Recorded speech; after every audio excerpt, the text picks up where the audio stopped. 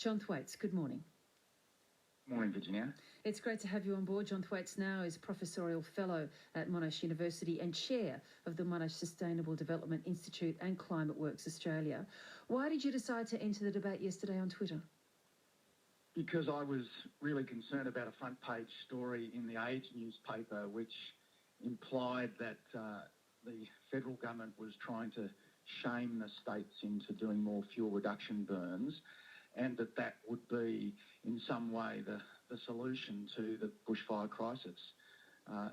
In fact, these fuel reduction burns are very important, but they are limited in their ability to be lit during times when it's too warm or too windy. And with climate change, we're seeing more warm and windy weather in the autumn and spring period. Take us back to the 2005 burn. In the end, it resulted in, I think, about 600 campers having to be evacuated from Wilson's Prom. Is that right? That's right. A large part of Wilson's Promontory was burnt in the fire, and many people were evacuated, including, I recall at the time, I think the Premier, Steve Bracks, who happened to be holidaying down there. That's no way to get on with your boss, is it?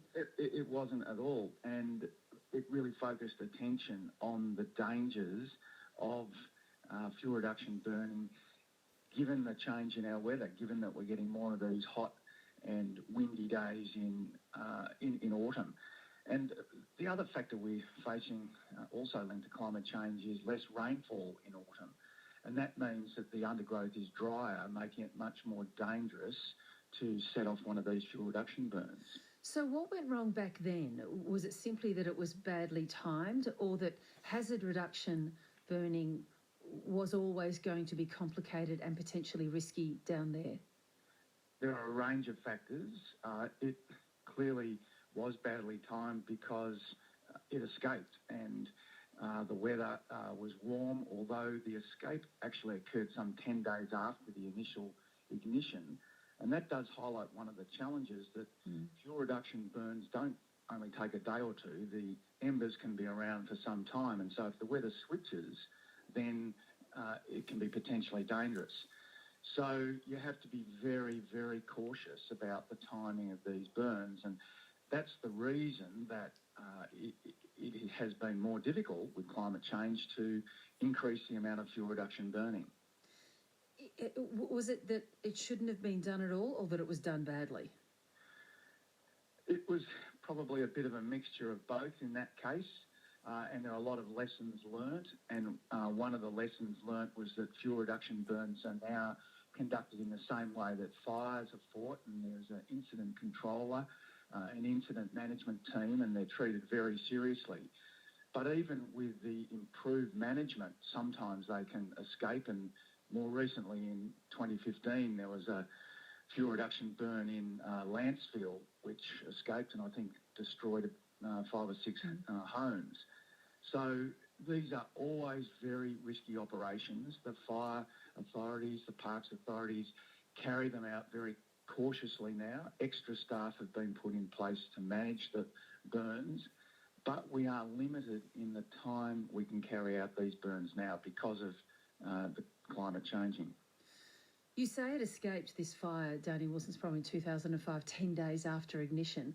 How many, before it started, in how many days or within how many days was it expected that this fire, this hazard reduction burn would be started and completed? I can't give you the precise information now. It's some time ago, but Sure. Certainly at the time, those managing the fire believed that they had sufficient time. Clearly, in retrospect, they didn't, and the lessons were learned from that. Additional staff were put on to fuel reduction burns. A different way of managing burns was put in place. That's there now so that they are done more safely, and governments, state governments, Victoria, New South Wales, South Australia, are all seeking to maximise the level of fuel reduction burning.